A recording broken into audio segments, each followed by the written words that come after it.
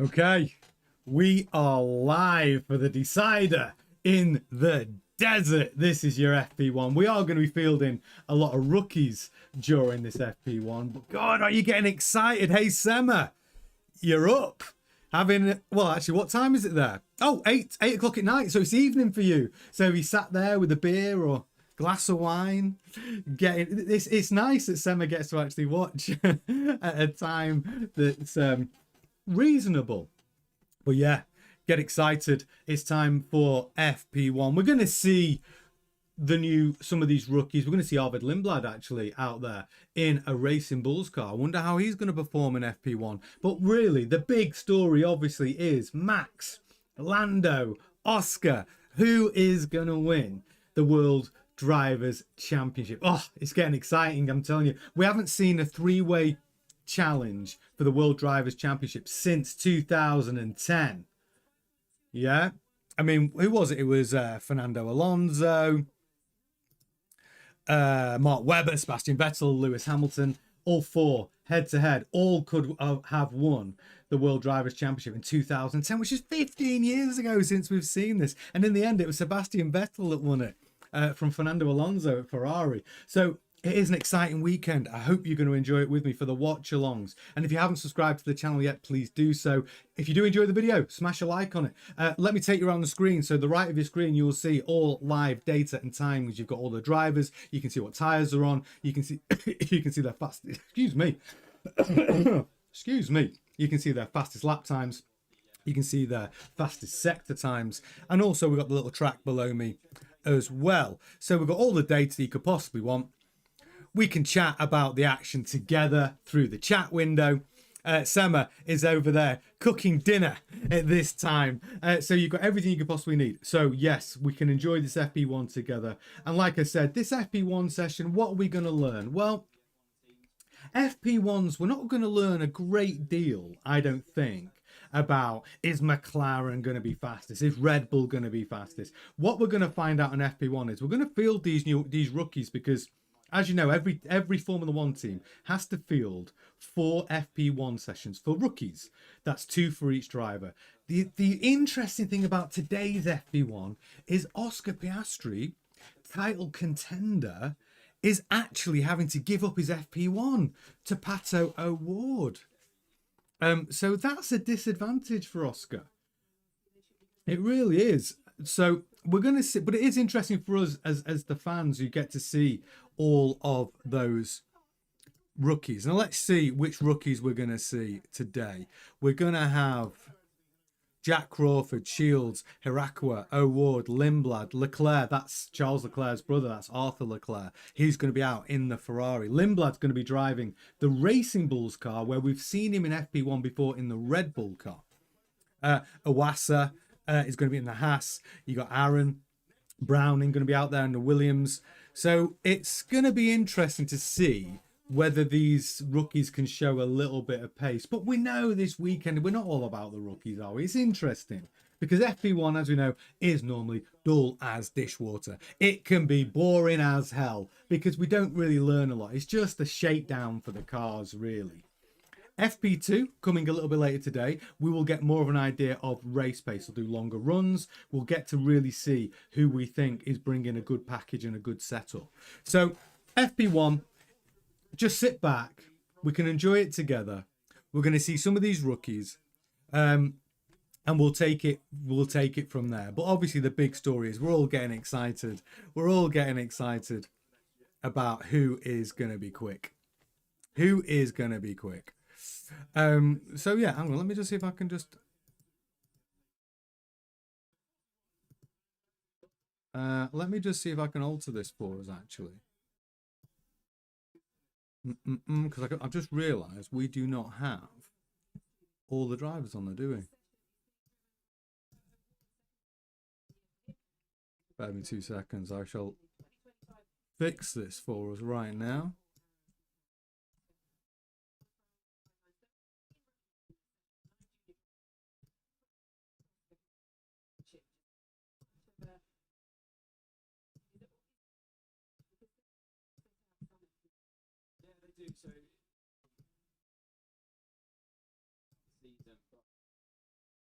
Here we go.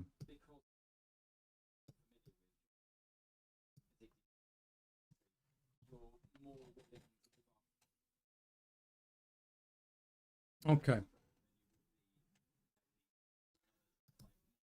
So yes, you got data, timings, everything you could possibly want. Now, I wonder why. How can I? What?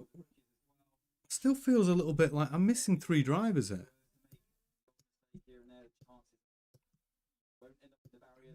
Doing this all live, trying to fix this literally whilst we're live. Let me see if I can just change this.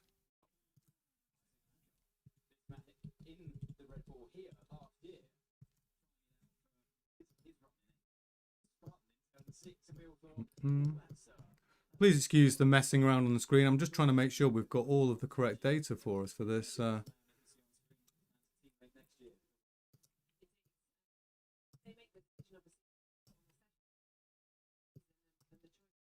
We want to make sure we've got all the drivers, right?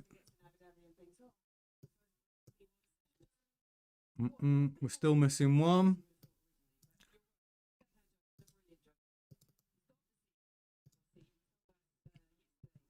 Maybe that. Okay. No, nearly there. We're doing this live, ladies and gentlemen.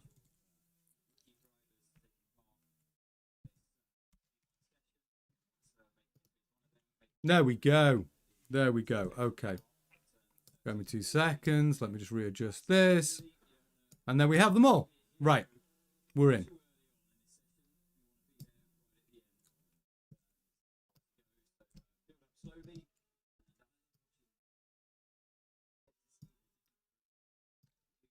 Okay, that's everybody. Okay.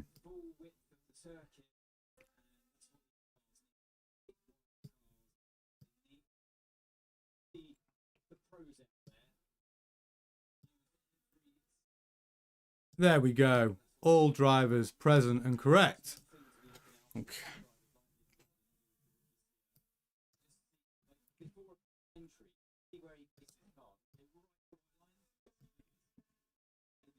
Okay. There we go. All the data is now present on your screen. Sorry about that. I'm not a very technical person. There we go.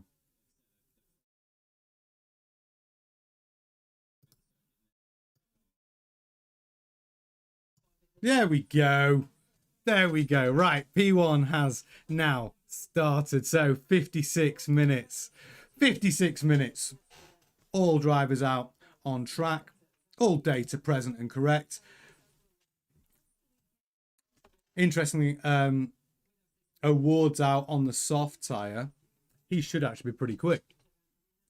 So as you can see, a lot of new names that you wouldn't normally associate with the grid on Formula 1 because we are fielding a lot of rookies in this session. Ones to watch out for. Award, Wassa. I'm actually interested to see how Arthur Leclerc does in the Ferrari because we all know the Ferrari has been a complete bag of spanners this season. But it'd be quite interesting if Arthur's out there and he's out there with his brother. We'll see if he can be as competitive because those two, I should imagine, have got that brotherly competitiveness, which is going to be quite interesting. Can Carlos Sainz continue his form? He's hit a great run of form for Williams. But like I said, we're not expecting to learn too much during FP1. What we're really going to see, Verstappen's out there. He's got the fastest first sector, fastest second sector already. Of course, Verstappen's going to be using this free practice to shake down the car and really try and find some pace. Because like Verstappen said in his interviews, he's got nothing to lose. He's so relaxed. I don't know if you saw any of Verstappen's interviews before the race. Well, you saw they had Lando, Max, and Oscar, and it was almost like there was a competition between the three of them. Who can be the most chilled about going into this race? I think Lando's obviously going to be feeling the most amount of pressure because it's his to lose. If he finishes first, second, or third in the race, he wins the championship outright. But there's a lot of different permutations where each of those drivers could win the World Drivers' Championship. Max Verstappen's just like he said, I wasn't expecting to be here. I wasn't expecting to be in the fight for the World Drivers' Championship. I've got 4 of these trophies at home, and another one would just be a bonus. Really playing the mind games, I think, with the McLaren boys. Oscar Piastri actually looked a little bit sort of dejected. I don't think Piastri... I mean, Piastri's going to give it everything he's got. Of course he is. But I think he's under no illusion that there could be some team orders at play during the Grand Prix. Because if there's a situation where Lando Norris is, say, P5, Max Verstappen is P1, and Oscar Piastri is P2, Oscar Piastri would obviously not win the World Drivers' Championship. So there could be a situation where McLaren order Oscar to yield, and it could be 3 places if Lando's 3 places behind, in order for Lando to finish P4, because that way Lando would still win the World Drivers' Championship. The main focus for McLaren is they do not want to lose to Max. But if there is a situation where Oscar has to yield positions to allow Lando to accrue the required amount of points to take the World Drivers' Championship, even if Max wins the Grand Prix, then that will happen. The big question is, if you're Oscar Piastri and you're on a podium and Lando Norris is down in P5, do you give up your podium to allow Lando to get the required P4? I don't know. It could happen. I think McLaren would expect that to happen. But Oscar, you know, after the mistakes the team made in Qatar, there could be a situation where he goes, nah, I'm not doing that. If Lando's not quick enough to win it, then he doesn't deserve to win it. I mean, I don't think that'd happen, but I think there's a lot of drivers who would do that. I think if it was Max Verstappen in that situation with his teammate, yeah, I think Max Verstappen wouldn't give up a podium to help his teammate win the World Drivers' Championship. Do you? I don't know. But I think there is a situation where that could happen. Anything can happen. It's the final race of the season. You know, we could have a situation, lap 1, turn 1, that just changes the order of things massively. Qualifying's important. And that's why I think these free practice 1 is even fairly important, because Oscar Piastri is at a huge disadvantage because he doesn't have the opportunity to shake down the car. He has to give up FP1 for Pato O'Ward. So yeah, oh, Mark Reeves, hey, crack eye. Hey, Mark Reeves, glad you're in the chat. Mark's watching at work. That's what we like to see. It's a Friday, lots of people at work, and if you've got this on your little phone there with a headphone in, I love it. Sneaky. Yes, crack eye. I'm glad you're in the chat, mate. We're going to see just how good these rookies are, but right now, Lando Norris out there, P1. There's 50 minutes of FP1 left. Lando Norris up there putting a time in. Fastest of all so far.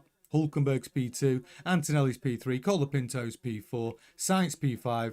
Lindblad showing a little bit of pace there, P6. Verstappen P7. Russell P8. Leclerc P10. We've got Hadjar's just gone P3. Hadjar's buzzing. You could see the interview with Hadjar. He is so excited. He said it's a reward for him to be promoted to the Red Bull team for all the hard work. I think be careful what you wish for, Isaac. Be careful what you wish for. You might think it's a reward to be promoted to become Max Verstappen's teammate in the Red Bull, but be careful what you wish for, my friend. Because when we look at the Yuki Tsunoda, Liam Lawson situation, the best thing that could have happened to Liam Lawson, if Liam Lawson had stayed in that Red Bull seat and been unsuccessful, well then Liam Lawson could basically have been in the situation where he's lost his drive. Yuki gets promoted from the Racing Bulls seat, which he was doing very well in that Racing Bulls car. Doesn't have a good season in the Red Bull, and now Yuki loses his drive. So when you analyse this, it could have been the best thing that ever happened to Liam Lawson to get dropped from Red Bull after 2 races. Because if they'd stuck with him and he had a horrible season, then Yuki still have his drive and Lawson would be out. So Isaac Hadjar saying it's a reward. to get promoted in to that Red Bull seat. I don't know. What do you think? Do you think it's a reward for Isaac Hadjar to be in the Red Bull seat? I'm not sure. Be careful what you wish for, Isaac, because you've shown good pace and you've shown you could be a great driver. But if they're building a car for Max, the only thing I'd say for Isaac Hadjar is that his driving style is actually quite aggressive. He likes a car front end, a very aggressive front end like Max does. So I actually feel like of all the drivers of recent years, I think Isaac Hadjar could be a good teammate for Max Verstappen. And I'm rooting for him. I am rooting for him. But time will tell. So there you go, 50 minutes to go in this free practice one. Norris at the top of the tree at the moment, showing some early pace. Russell, O'Ward up there is only. I mean, O'Ward is on the soft tyre, but he's keeping pace with Norris on the medium. Russell out there on the hard tyre, putting in some times. P2. Hulkenberg on the medium tyre, P4. Verstappen P5 on the hard tyre. Hadjar P6, Leclerc P7, Antonelli P8, Colapinto P9, Behrman P10. A lot of people out on the hards looking for get some data for the longer runs. So Krakite says the only good thing that can help Hadjar is its new generation of car. I agree, Krakite, because we don't know. Red Bull's got so many question marks about next season. I mean, how good's their power unit really going to be? Their first power unit, which they have developed with Ford. I mean, we haven't seen any extremely good data about that power unit. All we've seen is Red Bull petitioning the FIA to have some sort of margin of variance allowed for the 50-50 electrification to internal combustion engine power ratio, because the Red Bull engine was shown to, because of the electrification, lose power by the end of long straights, which would effectively slow the car down at the wrong time. So they were basically saying, well, look, we need a margin of variance where the ICE, the internal combustion engine, could maybe deliver 55% and the electrification could be 45%. So there's that tells me that they're not 100% confident about their power unit, because Toto Wolff pushed back on that request from Red Bull Racing. Because they know that their power unit can deliver the 50% ICE and electrification without any too much of a problem. They're very confident about their power unit. So there's a lot of question marks about the 26 cars. There's a lot of question mark about Red Bull's power unit. We just don't know. We won't know until Melbourne. We will not know until Australia. But it is going to be an exciting off season. Lots of testing. And Max, as we know, he's not going to stay. If Red Bull aren't quick, if their power unit's not good, and if they're not competitive, Max will be out the door in 27. Where he'll go? Well, maybe Mercedes, maybe Aston Martin. I think everybody would like to have Max Verstappen driving for them. But I also think I'm not sure that Max might be the best driver on the grid. And he is the best driver on the grid. But is he the best teammate? If you're building a car around Max, what does your second driver do? Because you can't really win a world constructors title with one quick driver. You need your second driver to be scoring points. So the compromise of having Max winning races and your second driver not scoring points, or do you get two drivers, both capable of scoring good points every race? And that's the question with Max Verstappen. And I think nobody talks about it enough. Everyone wants to go out and get Max Verstappen, but I'm just not sure that it's actually the best for the team. I don't know. Let me know what you think in the chat. So 45 minutes left. Antonelli's putting a decent time there. Gone P1.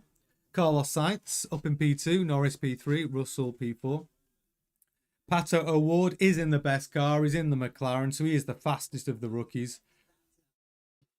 Charles Leclerc, P7. His brother down in P16. Colapinto P8. Verstappen P9. Behrman P10. Hadjar P11. Lindblad in the Racing Bulls car is actually matching Hadjar for pace, almost. Verstappen's just gone P2 with the fastest second sector of all So who else we got up there? So the rest of the rookies, as you'd expect, are to the bottom half of the grid.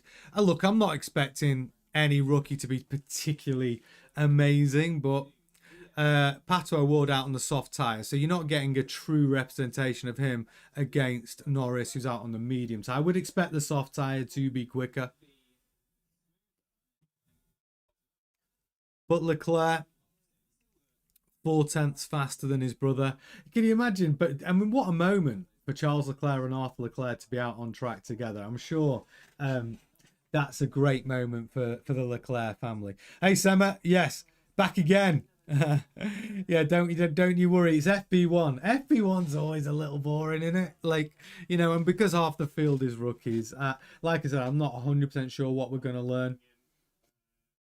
We might get an awesome performance by one of them. Lindblad's showing some decent pace in the Racing Bulls. If he can match pace with Hadjar to within a tenth or two, I think he'd be pretty pleased.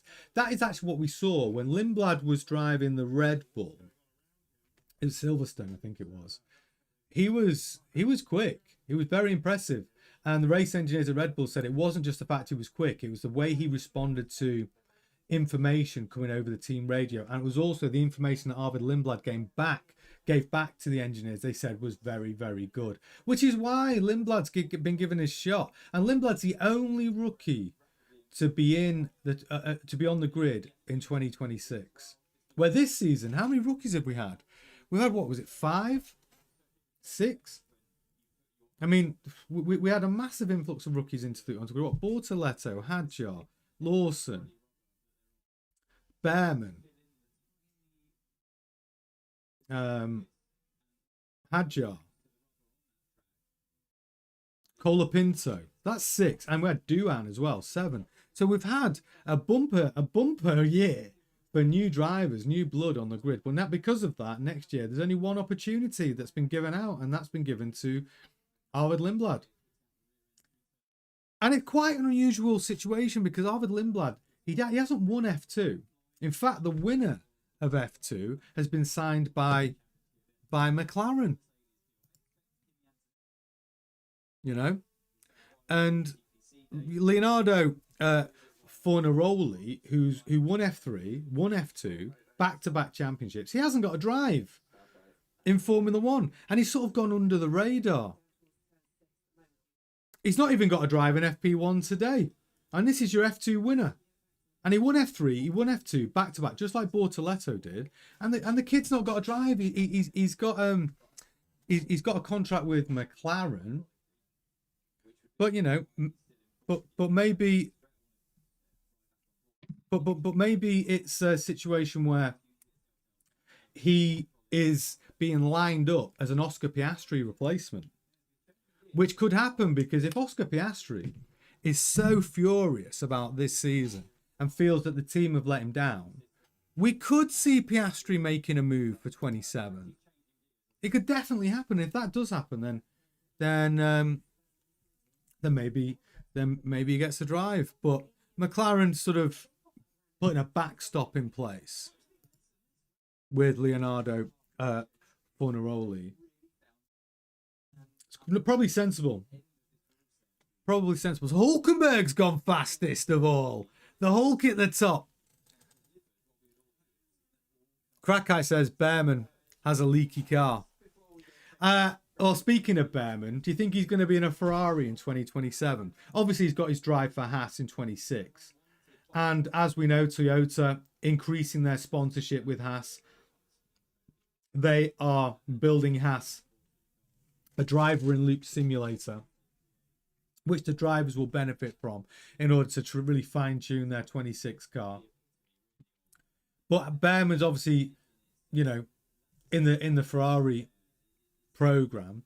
So, of course, Behrman's looking like if Leclerc or Hamilton leave Ferrari in 27, Behrman looks like the obvious choice, doesn't he? But you could even see a move from Piastri to Ferrari. I mean, Mark Webber has spoken a couple of times saying that maybe Oscar needs to learn Italian. Crackite says he will look at Hadjar's downgrade and see if it's worth it. Yeah. Oh, I don't know what's going to happen. Hadjar's going to be an interesting situation at Red Bull. So many drivers just not being able to make that number 2 seat work at Red Bull. I hope Hadjar just doesn't join that graveyard. I hope it doesn't. Like I said, the best thing that could have happened to Liam Lawson was getting dropped from the Red Bull seat. And they switch. And then really Yuki, when you think about it, Yuki basically did them a favour. They made the decision to promote Lawson, not Yuki, into the Red Bull. Lawson fails. And then Yuki then steps in. Has a torrid time, difficult time in the Red Bull. We know he wasn't running the same car as Max every weekend. We know that. Well, that's part of it. Hey, Jaman, welcome to the chat. You're joining for FP1. Unfortunately, today's FP1 is half the grid is new blood, rookies, doing their FP1 sessions. The teams fulfilling their obligation of giving 4 FP1 sessions to rookies throughout the season. So what we're learning, not a great deal so far. I think we'll learn more in FP2. But it is the warm-up, right? It is 3:50 a.m. for Jaman. Wow. Wow. Thank you for getting up and joining us. 3:50 a.m. I hope you've got a big pot of coffee on. I had to do that for Vegas, by the way. Yeah, it was 4 o'clock in the morning streams for me. But I'm so glad you're with us. You've got everything on the screen you could need. We've got a little track, tells you out on track. We've got all of the data you could possibly want. The drivers, the tyres they're on, their sector deltas. We've got their fastest times, their latest, their most recent lap times. So you can keep up to date with how all the drivers are doing and faring. So Charles Leclerc and Arthur Leclerc, I think, is the interesting one for me. 2 brothers out on track. When was the last time that happened? I mean, I'm thinking it's Ralf Schumacher and Michael Schumacher. I think it's the last time 2 brothers were on a Formula One track. I mean, obviously they would compete in Grand Prix together. But can anyone name 2 brothers other than the Schumacher brothers that have been out on a Formula One race weekend? I can't think of another one. But get in the chat and tell me. So the Schumachers. And now we've got Arthur Leclerc and Charles Leclerc both out on track at the same time. At the moment, Charles Leclerc's in front. Charles Leclerc's quicker. Hey, Shaitan. Nice to have you in the chat, my friend. All getting excited for this Grand Prix weekend. They're calling it the decider in the desert is what it's being called.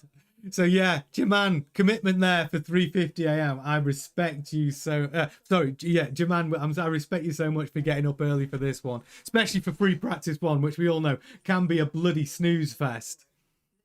It can be. There's no doubt about it. So far, Hadjar currently quickest out on the hard tyre. Sainz, hard tyre. Bortoletto's up there. Hulkenberg's up there. Norris is up there. Verstappen, Colapinto, Leclerc. Hiroaska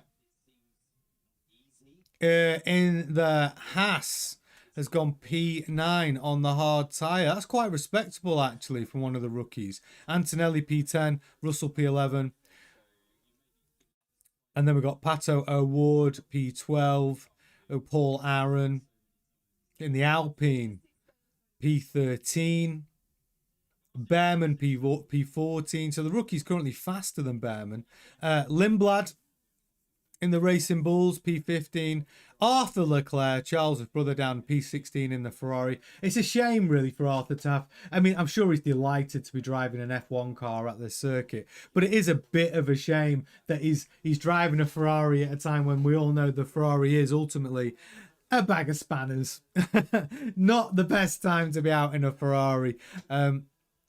Iwaska P17. We've got Browning P18 in the Williams. Then we've got Crawford and Shields down P20 in the Aston Martin. So I'm hoping to see a little bit of pace from Aston Martin, actually. You've got Adrian Newey there on track, fettling with the cars. Oh, Crackite says Behrman's car's in the garage. Right, that's why Behrman's struggling. So when you say he's got a leaky car, what's leaking? I missed that. What's going on with Behrman's car? What's the problem with it? Because, you know, Behrman's been showing, you know, I mean, he's been pushing Hadjar, hasn't he, for Rookie of the Season? I think Hadjar still pips it for Rookie of the Season for me, but Behrman has been keeping Hadjar honest. Some good performances in the Haas. Lot of teams taking notice and looking at Behrman as a future world champion. Give him the right car. And also, it's a bit of a sponsor's dream again. Behrman, he speaks very well, looks right. Nice guy, always got a smile on his face. Absolute sponsor's dream. So I think Behrman's here to stay in one capacity or another. Probably, it looks good in red, right? He'll probably be in a Ferrari by 2027. The big question is where will Leclerc be at that point? Where will Hamilton be if Ferrari don't change things around and turn things around in 26? I think Leclerc moves on to pastures new, and I think it could be in green. I think he could be in an Aston Martin in 2027. We know Aston Martin have been on the phone to Nicholas Todd, Charles Leclerc's manager, almost, if you believe the reports, basically offering him a drive for 27 already. Would like to secure him if they can contractually. So Krakak says, I'll be interested in Hadjar and Red Bull against Kimi and the Merc. Battle of the rookies. True. And Kimi, and we have to say, Kimi Antonelli finding his groove in that Mercedes. Getting stronger and stronger throughout the season. So Jaman said, I'd have to give Antonelli Rookie of the Year with 3 times the points of Hadjar. But he's got a better car, though. Right? Antonelli has got a better car than Hadjar. And yes, he scored good points, but the expectation is that in the Mercedes that he's supposed to do better. Hadjar and the Racing Bulls.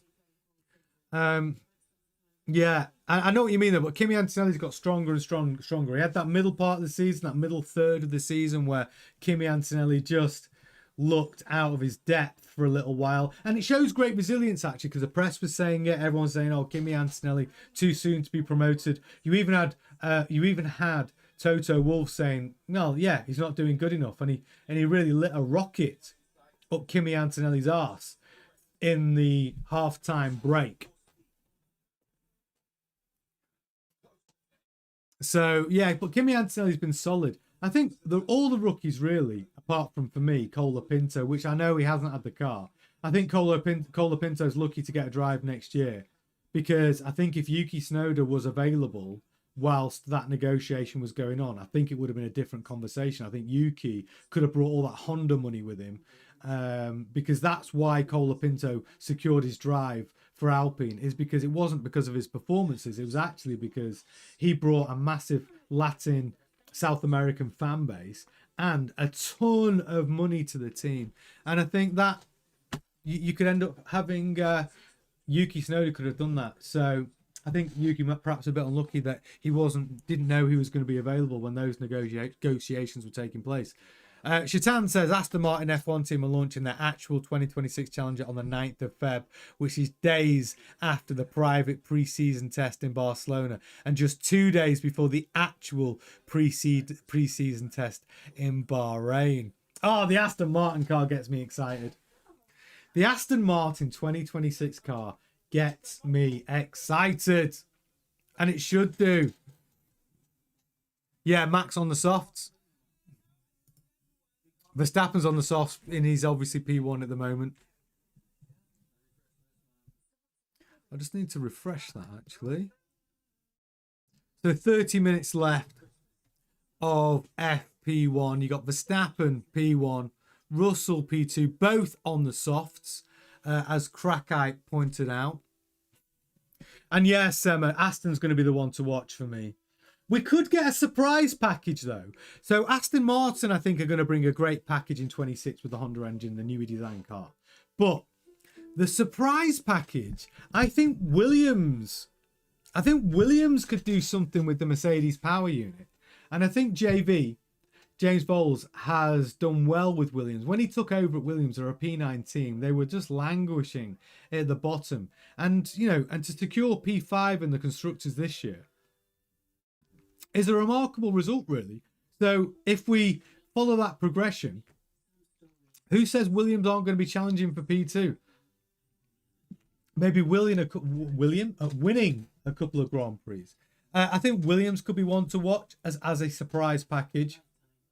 And if any of you are old enough to remember, the glory days of Williams with Nigel Mansell, Red 5, Alain Prost, Jacques Villeneuve, Damon Hill, winning world championships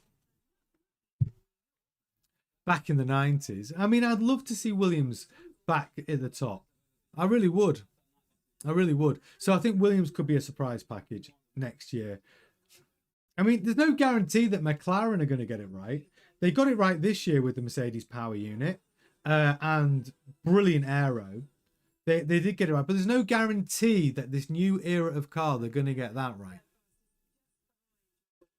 right. Shaitan says, for all the components of the AM R26, also allowing Andy Cowell and Honda to do more testing to maximize the Honda engine power unit in great shape to start off. I think Andy Cowell, moving him to laser focus, to give him laser focus on the power unit side of Aston Martin and the integration of the power unit into the AMR 26 is the right move.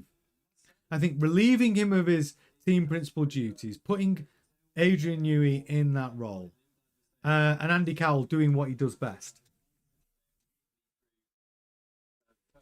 Well, Jaman, I'm here for it. So the rumours of Porsche trying to enter F1 with Williams, I'm here for it, because Porsche, I remember when Porsche were supplying engines to McLaren 1984 to 1987.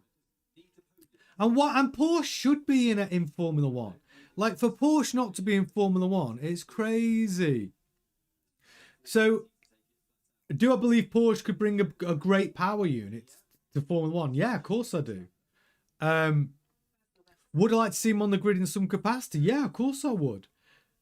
And I think the F1 business is in a boom time. Look at the valuations. You've got teams like Alpine trying to value themselves at £3.6 billion, and they're the worst team on the grid. And how I can tell you what that valuation is true is what they value themselves at. It's because you've got that capital investment group trying to sell 24% of Alpine for £900 million for 24%. That they bought that for 200 million, and they were trying to sell that same stake earlier at the beginning of this year for 300 million pounds. So what we're basically saying is Formula One valuations have gone up and basically doubled within the space of a year.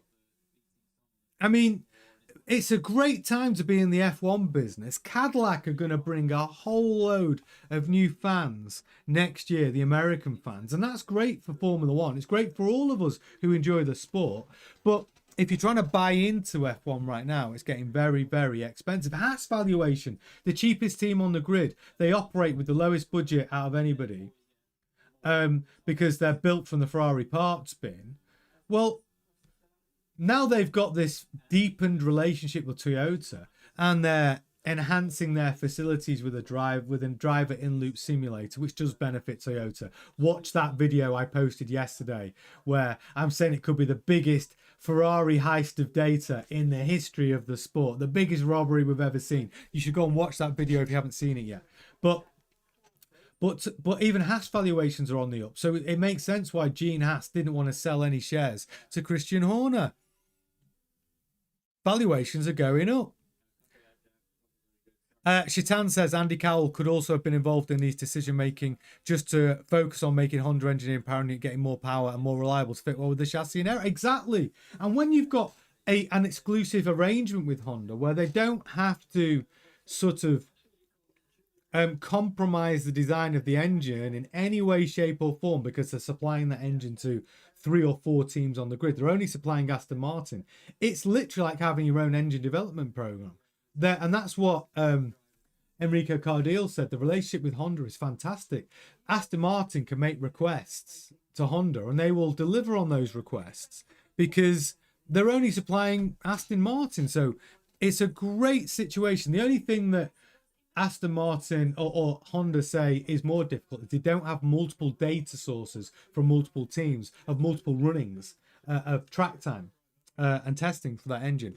But the benefits, I think, outweigh the negatives. I really do think that. So Charles Leclerc on the softs gone P3. I'm still not convinced that we're going to see. We're not really going to know if Ferrari have got any pace yet. FP2 will tell us whether Ferrari are bringing a competitive package to Abu Dhabi. But Verstappen up there, P1, Norris P2, Leclerc P3, Russell P4, Antonelli P5, Colapinto P6, Hulkenberg up P7. All of those 7 drivers on the softs. Then you got Hadjar on the medium, tyre P8, Bortoletto P9, Pato O'Ward in the McLaren on the medium, up there P10, Lindblad on the softs P11, Sainz P12, Iwasa P13, Behrman P14, Hiroasa P15, Paul Aaron P16. We've got Browning P17, and we've got Arthur Leclerc in the Ferrari down in P18, but he is running on the hard tyre. And then you've got Shields and Crawford down P19 and P20 for the Aston Martins. Both those drivers will want to impress in the Aston Martin, I'm sure. Even though there are no seats available for 26, they are in the programme. They do want to show Adrian Newey that they've got some pace. And also it's great experience for them. But again, we're having so many rookies out in FP1. What are we really learning for the Abu Dhabi Grand Prix? Not a great deal. Not a great deal. But Leclerc is under a tenth behind Verstappen. So Jaman says the FIA is trying to stop Porsche from rebadging the Audi engine with Porsche tweaks. FIA wants 2 totally independent engines. And they should, really, because that's the problem when you've got a group like Volkswagen Group, where they've got Lamborghini, Porsche and Audi all under the same family. How much data and information is shared? I don't think you can police it. I don't think you can stop the internal lines of communication between those different companies part of the same group. It's too tempting. They're not supposed to share data and help each other, but they're going to, aren't they? I mean, surely there's going to be back corridor conversations. So Shitan says, well, there are 4 teams who will be changing engine suppliers for the 26 engine power units. In Aston Martin, Red Bull Racing, Racing Bulls and Audi, they'll be allowed to do the TPC tests. And I don't really like the fact that you've got Ferrari supplying 3 teams, Mercedes supplying 4 teams on the grid. I think really we should be working towards every team having their own unique engine, whether they are developing it themselves or whether they just have an exclusive arrangement like Aston Martin do with Honda. I don't like the multiple teams running the same power unit. I think we're at the pinnacle of motorsport. I think we should have opportunities for... What about Cosworth? Where are they? Right? Yeah, Porsche, Lamborghini, Bugatti. Right? There's lots of manufacturers that could be on the grid that can build an engine. I personally would like to see all teams. I mean, Cadillac will bring their own power unit by 28. I think you'll find Haas when the deal finishes with Ferrari in 28. I think this budding relationship with Toyota and Haas means that Haas will turn into a Works Toyota team, where Works Toyota team, which will have their own power unit, their own parts, a completely Japanese car, actually. I think that's where that's heading. Cadillac will definitely have their own power unit by 28. Bottas basically told us that. He said the strides they're taking over at the Cadillac team, he said he's really impressed with what they're doing. But you need to get on the grid. You need to get a car that, you know, and the quickest way to get on the grid is to Frankenstein your car together with available parts. Haas have done it for years. You know, it is a 80% Ferrari. You know, they buy everything they possibly can within the regulations and they get a car on the grid and they compete. And that's what they do. So Shaitan says, based on numerous reports and rumours from various sources, Mercedes engine power unit was said to be the benchmark and favourites these upcoming huge reg changes, but everything's a reset. I think the one that's going to surprise a lot of people, Shaitan, is the Audi power unit. The Audi power unit looks like they've been on the bench for months and they've been working on reliability. And the rumours are that it's within 20 to 30 horsepower of the Mercedes power unit. And this is the first one they've built. So, yeah, I think the dark horse on the power unit could be the Audi power unit. I think it could be more impressive than people think. I do. I think it could be a lot better than people think. So just 20 minutes left of this FP1 session. Again, trying to build up the excitement for the Grand Prix, because that's where all the excitement lies for qualifying and the Grand Prix. But FP2, you really should tune in for that, because that will give us an indication, an early indication of race pace. We're going to see longer runs, and we're going to see who's got it right as they tweak the setups for FP2. Shaitan says, I think Red Bull can't be underestimated either. They've done this. They have done this before.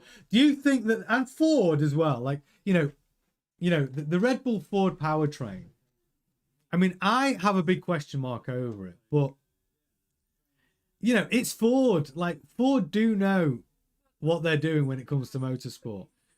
And Red Bull, you can argue, do know what they're doing when it comes to Formula One. So they really could surprise us. I just don't think the data that's come out has been good so far. The new old script for Abu Dhabi 25 is on its way. What a joke is becoming F1. What do you think? I like Only True's comments, because Only True, if you don't mind me saying, you're on the air of like the FAA are trying to manipulate the results. What do you think is coming? Get your prediction down in the chat. What do you think? What interference are we going to see? Jaman says, if teams have their own engines, the format will have to be V8 hybrid on sustainable fuels. But too many teams are investing in the V6 hybrid. Right. I've actually got some news on this. So Toto Wolff said that the teams are leaning towards a V8 naturally aspirated and getting rid of the hybrid and using sustainable fuels. He thinks, and other teams agree, that that's the sweet spot for Formula One. And he believes that by 2031, on the next regulation change, we will see a rewind, removal of the hybrid system, a V8, everyone will be running V8 engines with sustainable fuels, naturally aspirated. That's what Toto Wolff said is the general consensus between the team owners as what they want. I actually did a video on it saying the V8s are back, baby. It's somewhere in the history. Have a watch of it. But this was a couple of months ago. And yeah, that was the news coming out from Toto Wolff. Yeah, he said that the sweet spot for Formula One is V8s, naturally aspirated, sustainable fuels. And I'm here for it. I think that would be a great spot. And Krakite says, intriguing to see Red Bull without a new design, what they can do. Exactly. No one's talking about that, are they? You're right, Krakite. We know Red Bull, a major regulation change, but the first time they've not got Newey. So that is a very good point. Nobody knows what Red Bull are going to bring to the grid in 26. It could be awful. And Max could be out the door as quick as he possibly can.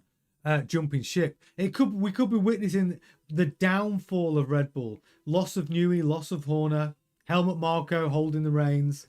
He's got the strings, the puppeteering, those team principles of Permain and Mekis. And yeah, there's no guarantees that Red Bull are going to be good.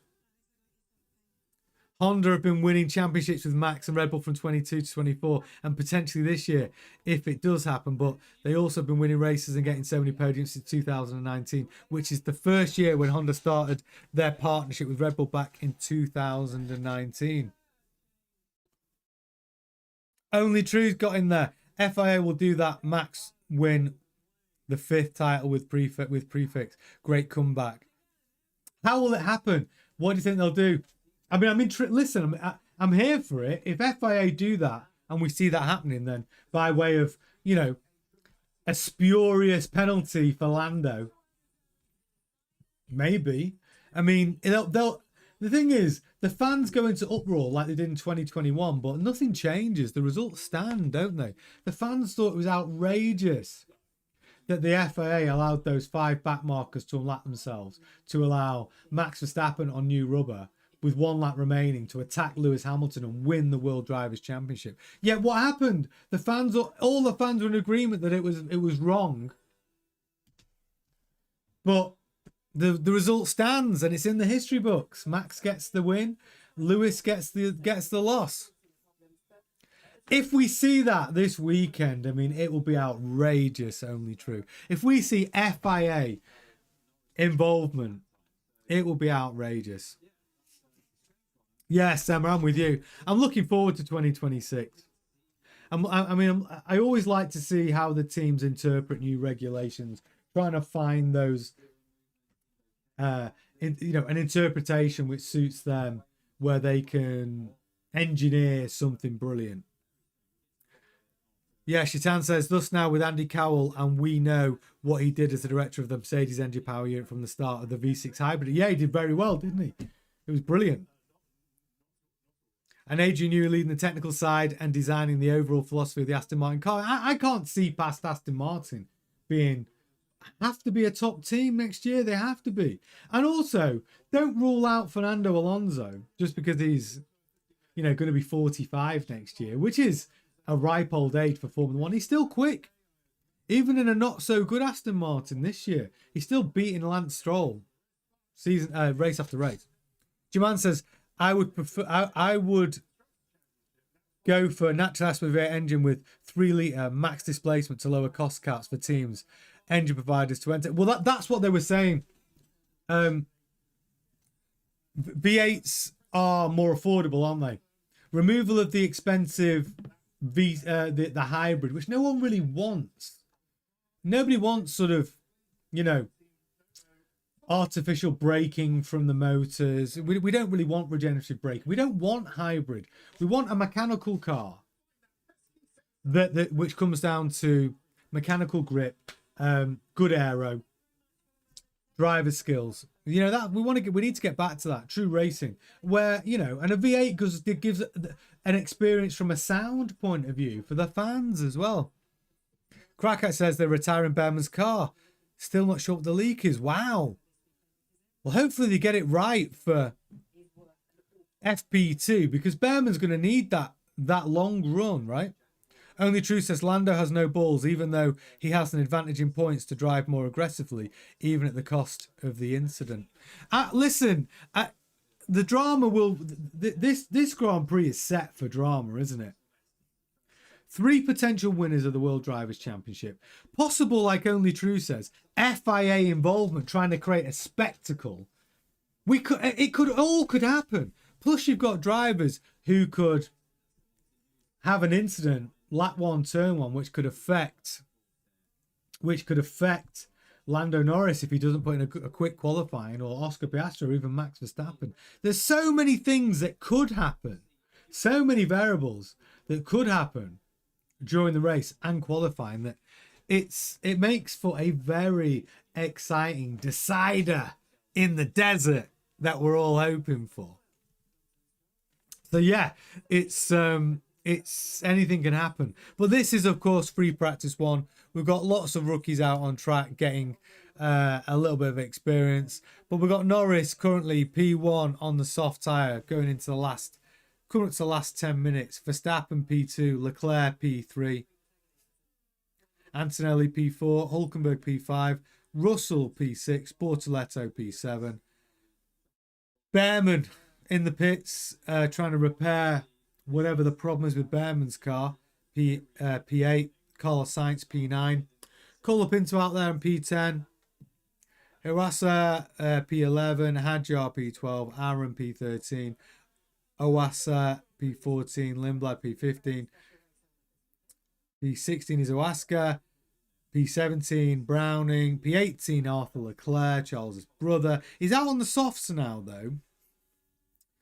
He's out on the softs, so he's about a second slower than his brother at the moment. And then Crawford and Shields at the back in the Aston Martins. Mark Reeves, yeah, tea break. I tell you, I'll be taking a tea break. I'll be more excited about FP2. I'm not going to lie. We're going to get to see who has got some pace here in Abu Dhabi. This FP1 is a bit of a damp squid. And Mark Reeves, who's watching from work. I love that. It's Friday, so a lot of people are sat in their office, sat at the desk, and if you're taking the time to sneakily check in with F1 Grandstand, I'm super grateful. And if you got the qualifying on as well, all the more for it. Brilliant. Only True says Lando don't need to fight for win at all, just to secure third place. Exactly. All Lando's got to concentrate on is finishing on the podium. Finishes on the podium, he wins it. He wins it outright. Simple as that. But will he finish on the podium? Is he going to have the EBGBs in the back of his mind, knowing that he is the absolute favourite to take the World Drivers' Championship? If he's got the EBGBs, anything can happen. He could cock up, he could mess up in qualifying. You know, if he puts that McLaren P6, P5, third row of the grid, and he's right in the traffic in that first corner. Yes, the race on Sunday is a great time for me, Sema. It's a great time for me. It will be, I will tell you exactly what time we'll be streaming. So the race is 1 o'clock. So we'll have a good build. So we'll start at 12:30 GMT. So it's a great time for me. Flat bang in the afternoon. And we'll have a little bit of a build-up. We'll go at 12:30 GMT, half an hour before the race starts. Yeah, it's a good one for me. And qualifying's good as well. Qualifying tomorrow is 2 o'clock GMT. So right in the middle of the day. And we'll be going live at 1:30 for the build-up as well. Going into qualifying, discussing all the action from practice. Again, we'll have all the data. So yeah, it's a great time. A great time. I'm actually really excited. Anything can happen. I just wish free practice was a little bit more exciting. Free practice 1. Free practice 2 will be better. I can promise you that. Yeah, qualifying is going to be intense, Sema. This is going to be the most intense qualifying session of the season, because Verstappen needs to put that Red Bull on the front row. And if Piastri puts the McLaren front row and Norris is down in P3, which could happen, he's going to be in the traffic. He's going to be in the traffic. And anything can happen if you're not, you know, if you the further down in the traffic you are, front lap 1, turn 1, final race of the season, you know, you're in a very risky situation. Charles Leclerc just had a little spin in the Ferrari. Struggling with the Ferrari. Doesn't look like they've made any setup changes that have improved that unpredictable nature, because the Ferrari's too aggressive going into the corner, unpredictable going through the corner, and then he's got oversteer on the exit of the corner. That's a very weird performance.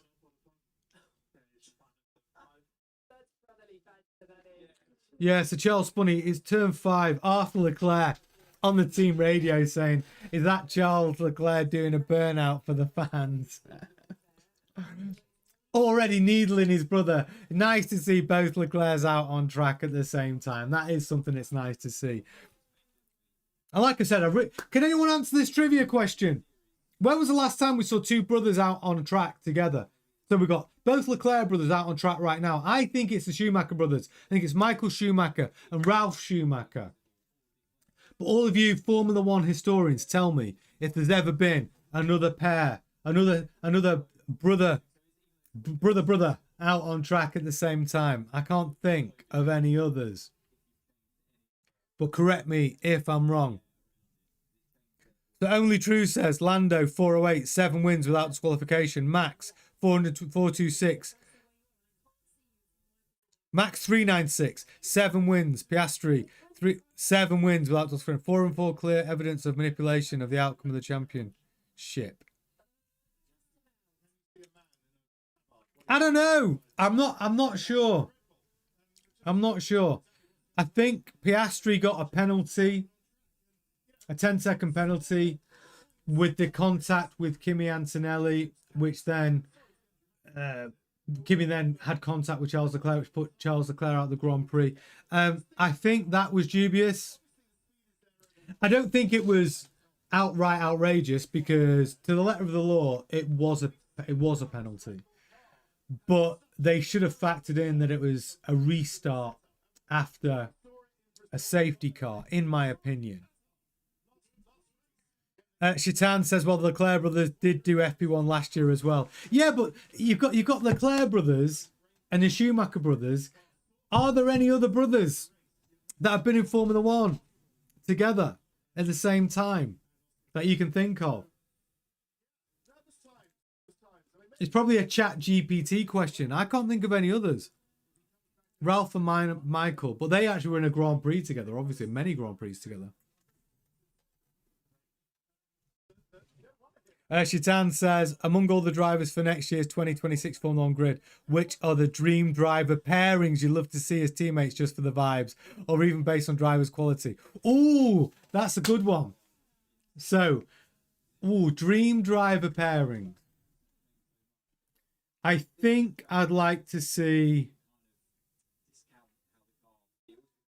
Fernando Alonso and Lewis Hamilton. Just because they do not get on at all. They hate each other, and they're both the veterans of the grid. Could you imagine a team that had Fernando Alonso and Lewis Hamilton back together like they were at McLaren back in 2000 and I want to say 2007. Yeah. Who else would I like to? Who else would be a comedy pairing? I think. Oh, Lance Stroll and Colapinto. Those two in a team together might be interesting. It'll be carnage, probably. Who else would I like to?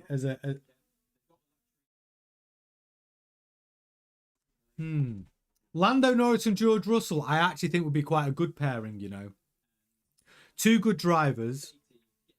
I actually think Lando Norris and George Russell could work fairly well together. There's a lot of banter between them, but I think those two as a driver pairing would be interesting. Only True says, simply impossible that you have a points advantage. You risk with a setup car in Vegas and then end up disqualified. You're disqualified. Yeah. I know what you're talking about. Points advantage. But all 10 cars were measured for ride height. All of them. All top 10. All skid plates were measured. And it was only the McLarens that ended up with an illegal skid plate in Vegas. So I don't think that's conspiracy. I think that was just a bad call by the team due to the fact they didn't get enough running time in good conditions because of the rain. They gambled on a ride height and it was too low. You're on a street circuit, which always provides more wear on the skid. On the skid plate. So yeah, and the skid block. So I think it was just a bad decision by McLaren. They gambled and it didn't pay off. And all of the top 10 cars were checked for their skid plate wear, and it was only McLaren who did have under 9mm. And I know, and it was only the width of a credit card, right? Even the width of a human hair, but they were illegal at the end. So I don't think that was a manipulation by the FIA. I don't. So just 1 minute left of FP1. Jaman says driver pairing, Carlos Sainz and Checo Perez. Yeah, that's a good one. The McLaren reported it was because of porpoising. They couldn't dial it out. Exactly. And it was the porpoising, and the other cars weren't suffering from it. So it was just a bad setup by McLaren. It was an error. It was just an error. However they set the car up, it was wrong. And I think because in Vegas we had the bad weather, they just couldn't get enough running time with the car prior to the Grand Prix to get the setup right. And the porpoising was bad. When you watch it back, the heads were bobbing up and down like a whack-a-mole. So yeah, it wasn't. I don't think that was the FIA, is what I'm saying. I didn't say it was a conspiracy. I said it was a stupid move to take a risk with the car setup because you don't need victory. Oh, I agree. It was a bad decision. I agree. It was a bad decision by McLaren. They just got it wrong. But they've got a few things wrong, haven't they, throughout this season? The McLaren team are trying to give the World Driver Championship away. Look at what they did in Qatar with not bringing the boys into pit when the rest of the grid did. And giving away, hey guys, you can have, hey, Max, here's a 25-second advantage that we're just giving you for free. It was stupid. We're just giving Max a 25%, 25-second advantage by not pitting. It was a ridiculous. And so McLaren have made ridiculous decisions this season. And the setup of the cars in Vegas was one of them. It's like they don't want to win the World Drivers' Championship. So, but this weekend, they cannot make any more stupid decisions. Well, Norris will be pleased because Norris has shown that he's P1, FP1,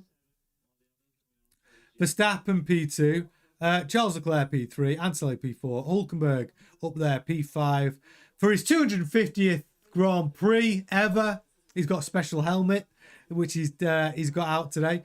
George Russell P6, Bortoletto P7, Behrman struggling with a problem car at the moment, which is in the pits, P8, Sainz P9, Colapinto P10, Huascar P11, Hadjar P12, Aaron P13, Huascar P14, Lindblad P15, Arthur Leclerc down in P16, Huascar P17, Brown in P18, Crawford 19, and Shields P20. So that gets FP1 out of the way, which is what we want to do. Let's get the crap one out of the way, where they've had to field all these rookies. Not much fun for us as a fan.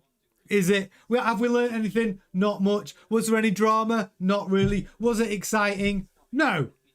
I just feel it's glad that we've got FP1 out of the way so we can start getting in towards the business end of the decider in the desert. FP2 will be better. We're going to learn more. There's going to be more action. We've got Piastri. We've not seen him drive yet. Can he extrapolate any performance out of the McLaren? You know, has it been damaging for Piastri not to be in FP1? But I think we can all agree, FP1, a freaking snooze fest. I'm done with it. I'm glad it's over. I'm glad the rookies have got their experience out of the way. I'm glad FP1 is done for this. Let's get into the most exciting points of the race weekend because FP1 is dull as dishwater. Chitan says Alonso and Sainz would also be interested in all Spanish pairing. Yeah, it'd be fiery. Plus both of Alonso's intelligence and Sainz's technical feedback. These combos could be really good in it for any F1 team. I think actually some of these pairings that we're talking about could be great. Lando and George could be a good one. Right? Where will Yuki qualify? Near the top. You know what? If I was Yuki, I'd be balls to the wall now. Balls to the wall in qualifying. I'd want to show the world that I'm quick. I'm all out. I'm risking it for a biscuit if I'm Yuki. Let's try and get a good qualifying position from him. If he can get on the third or fourth row, he can cause some carnage. Qualifying is going to be really vital for Lando Norris. Can he get that McLaren on the front row? Will Oscar be quicker than him in qualifying? I think he could be. So fair play, Jaman. Where will Yuki? Can he affect the outcome of this Grand Prix? Can he help Max win the World Drivers' Championship? All these questions will be answered over this weekend. So we need to get excited. We need to be very glad we've got FP1 out of the way. FP2, every single stage of this weekend is going to get better and better. FP2, we're going to learn something. So make sure you come back and join me for FP2 at, let me tell you what time I'm going to be back on, 12:45 GMT. We'll be back 15 minutes before FP2. Join me then. Thank you for joining me for FP1. Thank you to Mark Reeves for skiving from work and joining us for FP1 when he should be sat at his desk doing his job. I love it. Thanks, Chitan. Thanks, Only True. Thank you, Jaman. Thank you, Gemma, Queen of the Chat. Thank you, Sema. So glad, and Krakite, of course, for all of you in there. I'll see you all in a little while, 12:45. Don't miss it. It will get better. And thank God, FP1 is over.